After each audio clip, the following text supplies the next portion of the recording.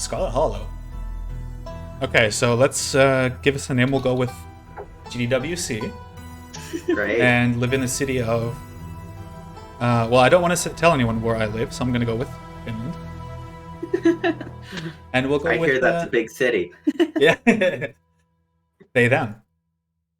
So I wanted to ask right away about the traits, because I feel like that's... for me, that was like one of the big things about the game that like was so completely different from pretty much any other visual novel games that I've played. Mm-hmm. So I'm guessing that there's like story-wise, the story can sort of take so many different permutations with the different. Yep. So how difficult was that to like come up with? Like, which part? Just the traits in general, or the permutations? The permutations, because I'm assuming that there are certain paths that, regardless of what choices you make, you'll sort of end up on. But yeah.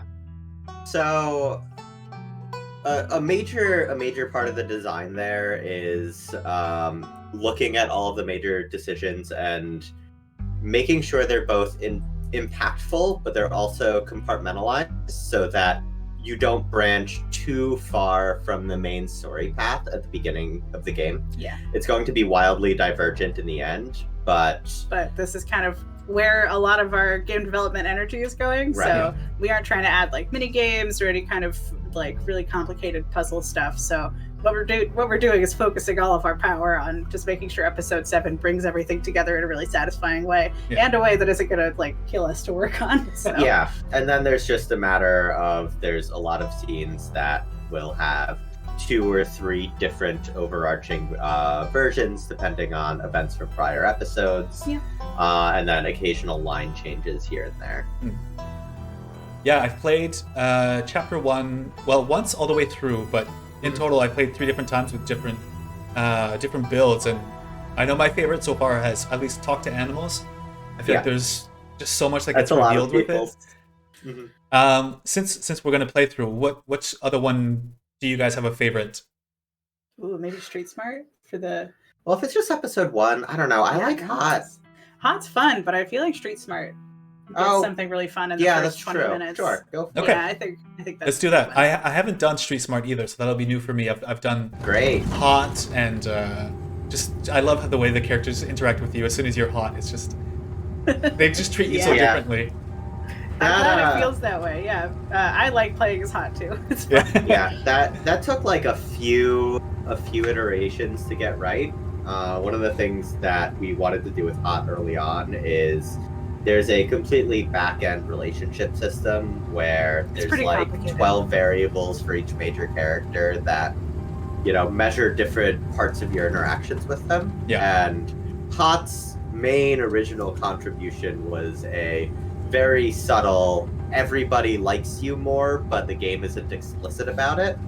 But that a lot of people weren't wholly picking up on that, so we had to, add some other things in. Make sure their faces really reflect those initial numbers. Yeah. And we wound up moving all of the extra flirty dialogue options over to Hot as well. Yeah. So on the development side, so Abby, obviously you're the artist, and all of the scenes are hand drawn. Is that right? Yep. All of the color is digital, but I do it all on paper. All of the inks, all of the pencils, like laying out stuff like this. Yeah. I have huge sheets of like 18 by 24 paper that I do. You even hold one up for scale. It's not a very interesting background. But oh, that's huge. Yeah. So that's a background, and then I have transparent paper that I draw the sprites on. Yeah. Oh, just over top the background. So. Yeah. And then it's kind of like how traditional animation used to be, but a lot less complicated. Something that's really exciting about this too is if we ever decide to do like a Ultra HD remaster or anything, all of the art assets are originally saved, and I think it's 8K. Yeah. I'm used to working in like book publishing where all of my line art has to be super high res to print very well. So I just save in ridiculously high quality, but it served me well. Storage has been fun since we have at this point a couple hundred backgrounds for the game. Yeah. The original Photoshop file size is a couple hundred megabytes for each one. I have an external hard drive that Scarlet Hollow lives on. And soon there will be probably another external hard drive and another external hard drive. Yep. And so the plan is for 7 episodes, and is there a timeline for the full 7? Like I think right now we're shooting for episode 7 to be out in October of 2024. Yeah, right now our roadmap is we're probably going to release another episode later this year. Yeah, hopefully this October, Yep. maybe this December. And It then depends on a lot of episode things. of the year after, Yeah. and then we're going to go into work mode and Yep. go quiet for a bit and Yeah. release 6 and 7 at the same Yeah. time. That's our current plan. oh, Yeah, that's like- really cool. The start, the end of 5 is when a lot of very dramatic branching is going to happen, Yeah, and a lot including of some branches that solve the mystery earlier than others. So we Oh. want to cut things off so that we don't end up in a scenario where just like the entire the answer mystery is out there for some players and it's Yeah. not for others. And Tabitha was pretty funny. I was playing her on stream on Twitch, and I was trying to give the characters different voices, and for some reason Tabitha was Napoleon Dynamite. Like she just had this really like I've seen a couple Oh, people God. do that kind of deeper voice. yeah. That's fun. Yeah, I think of all of the characters in the game, Tabitha I've seen like the widest range of voices that people have done on streams. Yeah. A lot of other folks just like very quickly settle on something. Like the second Duke comes out, every yeah. single person does Does the the same exact voice. same Southern accent. It's great. I'd have Like to go the back twang and of that guitar primes them. I have to go back and listen to the stream that I did, because I don't forget what voice I gave him, but I would not be surprised if I also gave him like a southern twang. Oh, and Frou Frou is great as well. I was really surprised that when I started talking to them, and Frou Frou is this French sassy cat. Yeah, She's based off a kind real of cat. my cat. Yeah. My cat is not nearly that mean, but she was a Quebecois cat, Yeah. and her original name was Frou Frou. So And I saw Where- on Twitter, I guess a couple weeks ago, something like that, you guys put a photo of your cat, and it's same sort of tuxedo colored cat. Yeah. Abby cat Really good. posts all the time. Yeah, Frou I Frou, I think it's uglier than Squivens. yeah, because she doesn't like you, so she Yeah. can't be as cute as Spoons. We needed that haughtier disposition.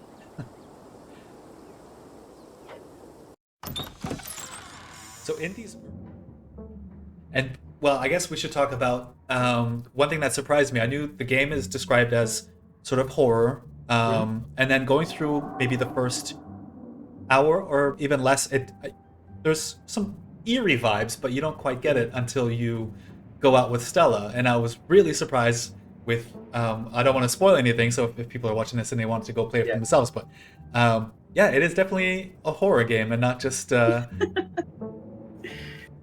Yeah. Indeed, yes. I feel like- love we like to watch live streams sometimes, Mhm. and I feel like across the board, at the point where people get to the woods and are just like talking to Stella, they're like, "Oh, I guess this isn't really a horror game. It's kind of got horror vibes, and that's what it is." And then it picks up, and people are like, "Oh, yeah. Yeah, and it's usually they say that right before Right, you like run literally into the the first thing line in the before, woods. yeah. And I feel like spacing stuff out makes the horror that much more effective. I feel like in a lot of horror games, when you're exposed to that environment constantly, you adapt to it too Yeah. quickly and you become numb to it. So you lose a lot of the bite. So there's, really, in most of what we've made so far, there's probably like 15 to 20 minutes of quickly ramping up intense horror for like every hour and a half of kind of chill vibes and goofs. there it is." There's the face. Yeah, That horrible there's a smile. smile. Yeah. Achievements have been really fun for this. Yeah. We like putting little gags in them.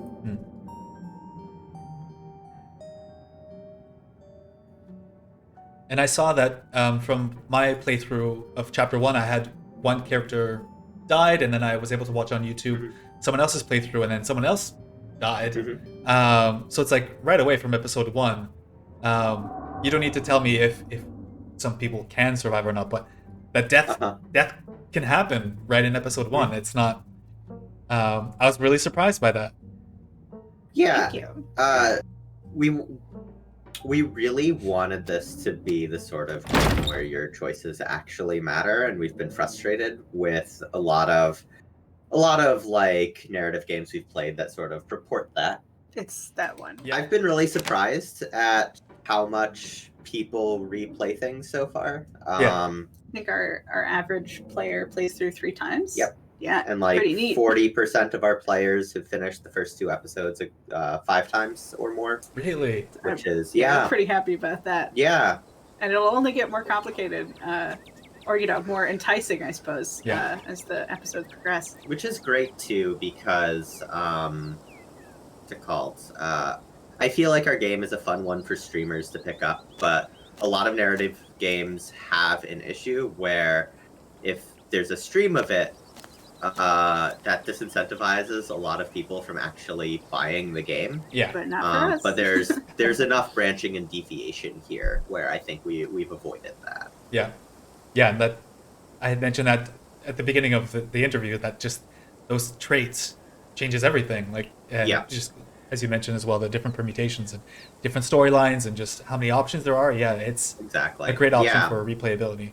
And you mentioned the kind of major decision at the end of episode 1, and for each episode has at least one of those major decisions, and each trait has a decision that it provides a third option for. That's kind of like a best of both worlds scenario. Yeah. So there's a lot of permutations of like possible world states.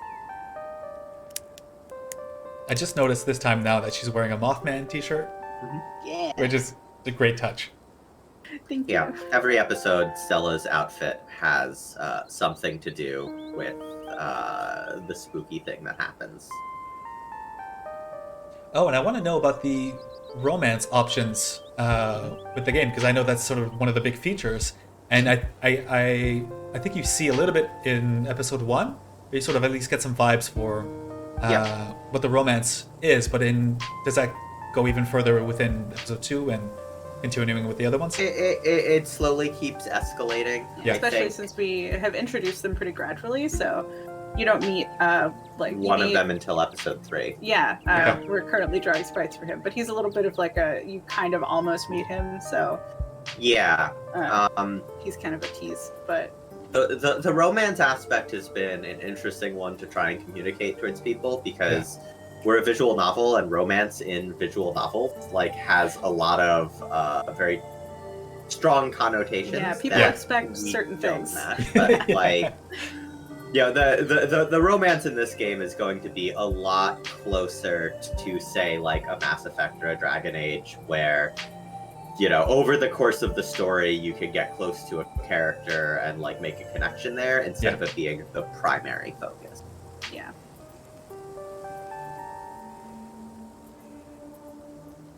And so with the characters from episode 1, I'd like to know like which ones are your favorites, or if you can choose favorites. I mean, I stand Tabitha. A lot of people stand Tabitha. It's everyone's problematic fave. Yeah, I like Kanika a lot. I Yeah. especially like her outfits are really fun to design, and I think she's a fun character. Oh yeah, she's great too. I almost like barely consider her an episode 1 character. Yeah, she only shows up at Yeah. the end. Sybil's also fun. Her mom. Yeah. That family is fun. So, but my favorite character to draw is Dustin. Dustin. I Yeah. forgot about him. Dustin is perfect. Have you met the dresser possum? I have not. I don't know if he's in episode 1, but I've seen like so many He posts is. If you about put Dustin. your He clothes is. away. Yeah, if you Oh. put your clothes away in the There. bedroom, then he's down there. I've seen so many posts. I'm wondering where's Dustin. He's so cute. Just kind of looks up at you from the drawer, and Yeah, he's so much fun. I love that. Yeah. Love that little guy. Fan favorite. Definitely. oh, and I'm so looking forward to knowing. I don't know who he is, or if it's an entity, or at the end of episode 1, who that is, what that is. I don't know. That guy. That's Yeah. one of the big mysteries of the game. I forgot about him too. Okay, Yeah. he's my favorite. Wait, Dustin and him are tied for different reasons. Yeah. With his text showing up in red. Yeah, That's how it's you know he's a spooky guy. Exactly, yeah. Yeah, it's fun to do little things like that where you play around with the expectations somebody has about how like the game works. Where it's like, oh, the way everyone else has font displayed the same way, except him. Yeah. Yeah.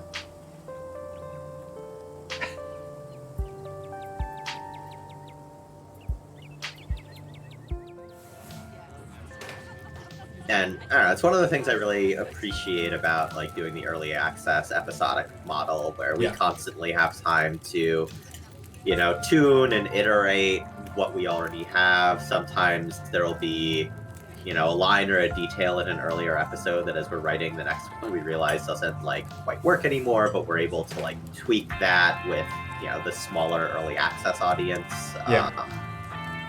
And we're able to like adapt to theorizing and feedback as it comes in.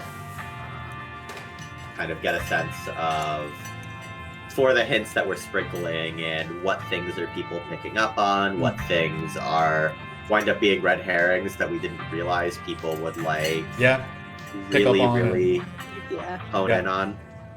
It's hard to parse out the kind of information that we feed into things because we know where it goes. We know where it goes. So to us, it's all really obvious. Yeah.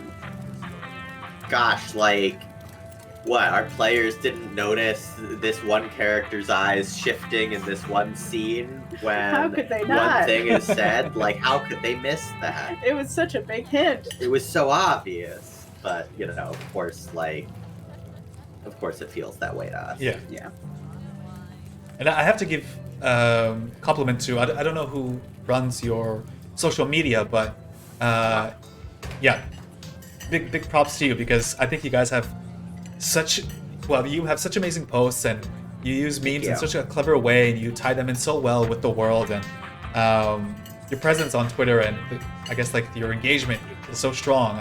It's enviable for anyone who wants to do like social media within games, I'd say. Thank that is you. so nice of you. I'm a practiced shit poster. So. Yeah, Tony. Just seeing different characters' faces being put on, I can't think of certain posts right now, but just different meme formats and stuff like that. It's great.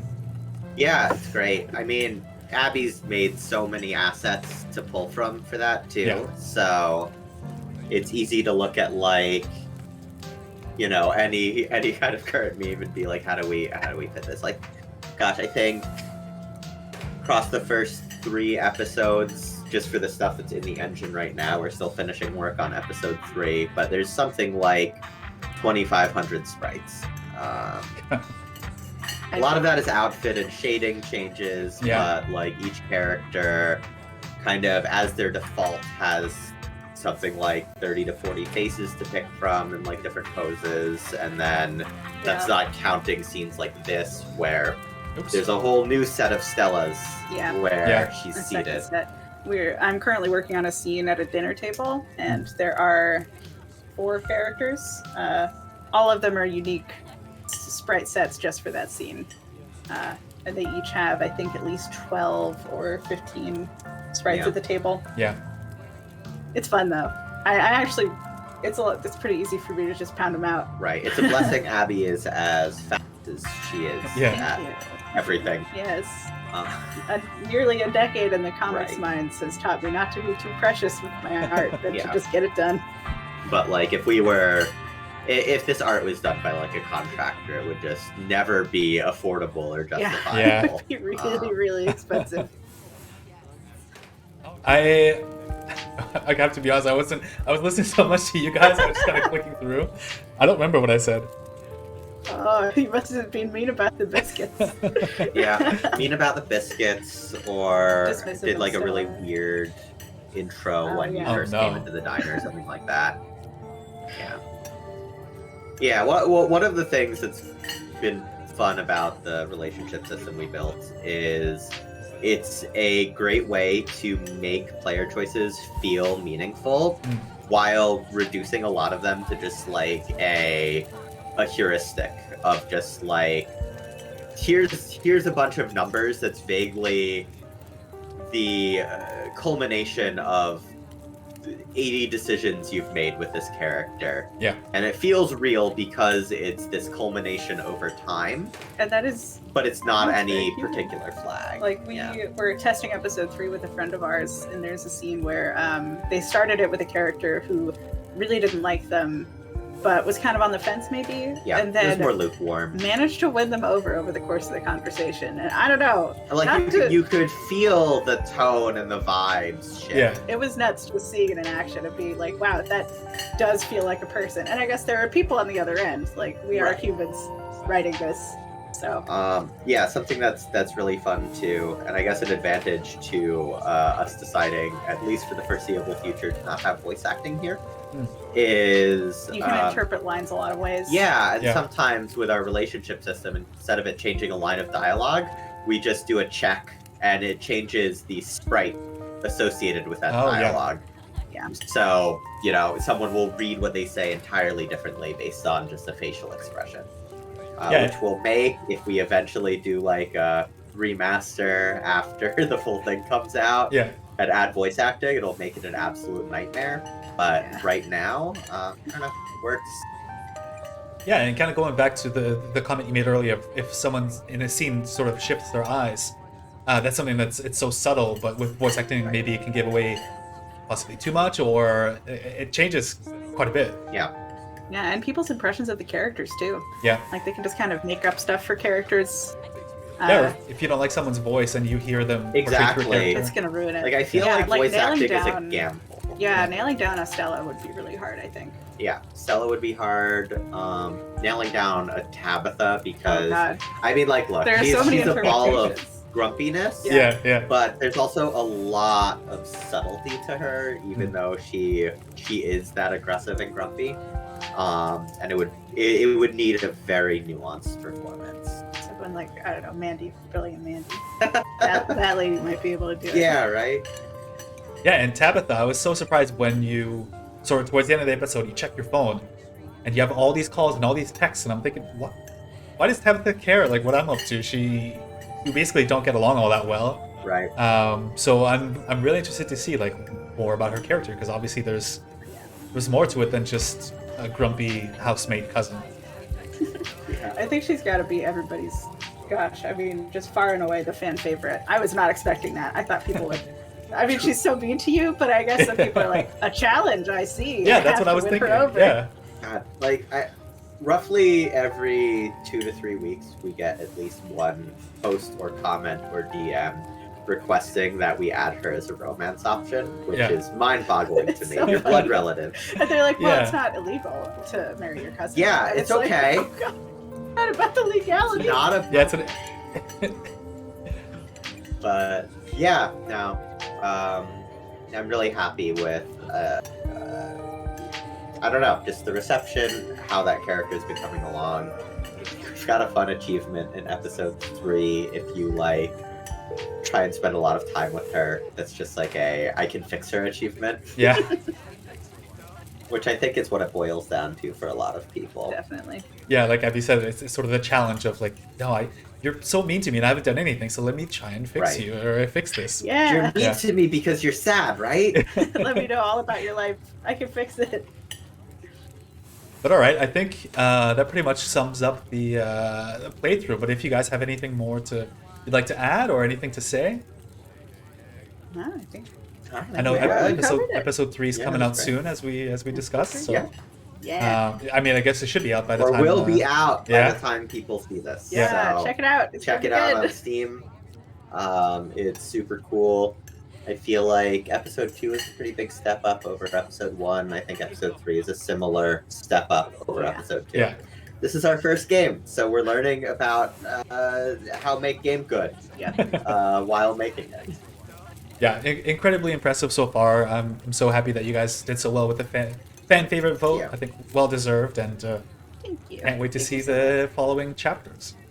Awesome. Thanks, and thanks for having us. Yeah. Yeah. Awesome. Okay, thank you. Bye.